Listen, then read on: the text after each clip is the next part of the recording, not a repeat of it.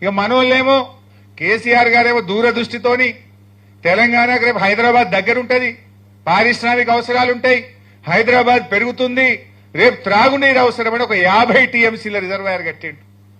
నిజానికి నేను ఆ జిల్లా మంత్రిని, నేను 1-2 సార్లు మాట్లాడినా, సార్ ల్యాండ్ ఎక్విజిషన్ బాగా ఇబ్బంది అవుతుంది, రైతులతో ప్రెజర్ వస్తుందంటే వారు ఒక మాట అన్నారు, హరీష్ కొద్దిమంది కుటుంబాలు నష్టపోతాయేమో, ఇప్పుడు కొద్దిగా కష్టమైతుందేమో, కానీ రేపటి లక్షల వేల కుటుంబాలు బతుకుతాయి, రేపటి తెలంగాణకు ఇది జీవధార అవుతుంది, మల్ల గట్టలేము, కష్టమైనా సరే రేపు మనం రాజకీయాలు శాశ్వతం కాదు, ప్రజలు శాశ్వతం, నీళ్లు శాశ్వతం, ఇది హైదరాబాద్ దగ్గరగా ఉంది, 50 టీఎంసీల రిజర్వాయర్ కట్టాలని చెప్పి పట్టుబట్టి ఆయన గారు ఆ రిజర్వాయర్ ని కట్టించారు.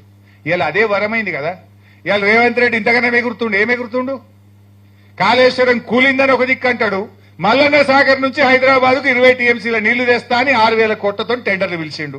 మరి కాళేశ్వరమే కూల్తే నువ్వు మల్లన్న సాగర్కి వెళ్ళి 20 టీఎంసీల నీళ్లు ఈ హైదరాబాద్ కు మంచి నీళ్లు మూసి శుద్ధి చేయడానికి ఎక్కడి నుంచి తెస్తావో సమాధానం చెప్పాలి మిస్టర్ రేవంత్ రెడ్డి.